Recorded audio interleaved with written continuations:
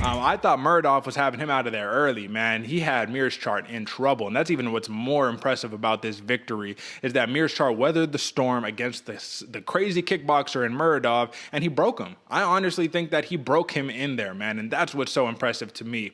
Now, do you think, AJ, and this is a theory people are having, sometimes they say the big beard, it boosts the chin, right, on a fighter, right? You got the big beard. Come on, man. You hit that thing a million times, he's just good. GM3 shaved the whole thing off, and somehow his chin went like plus 25 on the attribute points. You know what I'm saying? That skill tree got maxed out there. What do you think? You think the no beard had something to do with it?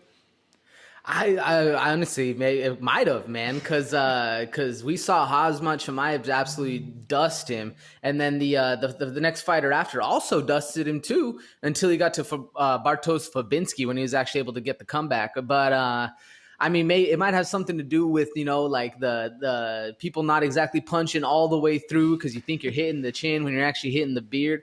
But man, GM3, he weathered the storm, like you said. He might have pulled out some of the old dog tricks in getting, one of those illegal nut shots as well as an eye poke in there, gain a little bit of time. Because Makhmed Muradov had him basically dead to rights early in the first round, and he was walking backwards, swinging bombs. GM3 though, man, came back, bro, with literally like on the brink, crazy finish. And like you said, I do think he broke Makhmed Muradov as well. And once he was able to get the back, get the ground game going, GM3 looked like an absolute killer.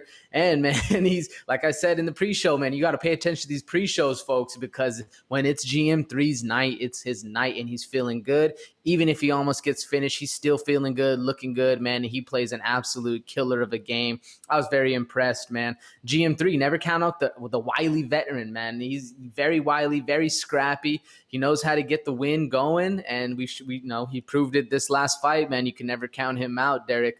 It was an impressive win. What do you think?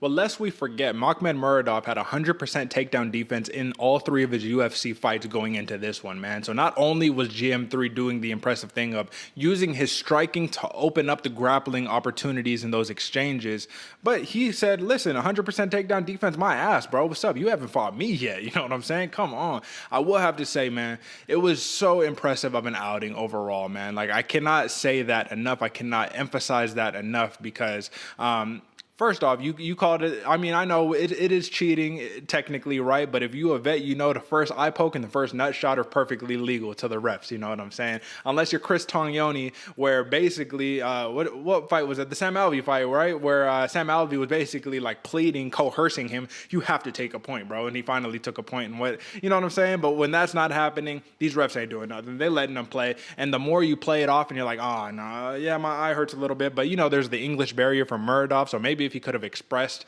oh no, dude, like that was deep, my eye really hurts or something, it would have been more of a serious issue. But GM3 did the old wily vet situation, man. Yeah, like you said, man. Eye poke, nut shot, save you a little bit of time, you know what I'm saying? Regroup, come back. And he said it. He says once that he took Muradov down, he felt he was still a little wobbly, still a little weak. And he says the moment he took him down, that's his game, man. That's his whole entire territory. He came in there, sunk in the choke, and Muradov tapped. And that's the biggest thing right there. I just want a final conclusion right here, AJ, because listen, man, I firmly believe if you know that you're defeated, GSP just said something recently like this. He says, if you know you're defeated, just tap. It's all good. No need to take the excessive damage on top of that. However, some of the warriors out there in the world would not agree. Do you think that you're truly giving it your complete and best effort, AJ, if you tap to a submission, or do you think he should have just went to sleep? I think the only time you should be tapping, Derek, is if you're in a heel hook like Jamal Emmers. That's because that's some serious damage. He's out for 6 months to a year and a half. Homeboy's going to be taking some serious damage. If you're just going to get put to sleep, I think you just go to sleep. I mean, I think there's nothing really super wrong with it. Or at least the science has been proven. There's nothing super wrong with it. Obviously, if you're in a gym training, yeah, give him a tap. You're done. But if you're out there, and just it's a submission. You're just gonna go to bed, take a quick little snooze on the canvas.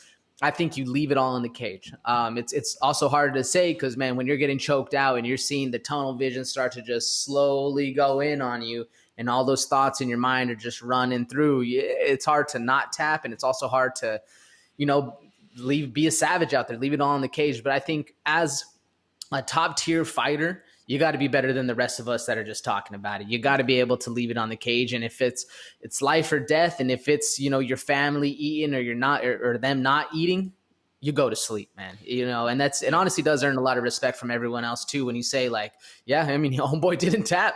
Yeah. No, I agree with you, man. And I do think, because this is the highest of level, man. You're riding a 14-fight win streak. You're trying to get up to that title shot, do all that good stuff. Those are those situations. Any of the other situations, man, just come on. It's quick, tap, get out of there. But at the highest stakes, when this is your life, this is more than a career to you. This is your life. Yeah, you might as well. AJ, you said it the best, man. You've told me this for a long time. You always have a choice, man. And we'll just leave it at that. You always have a choice. So, all right, huge win by Gerald Meerschaert, man. It'll be interesting to see where that slates him now in the middleweight division.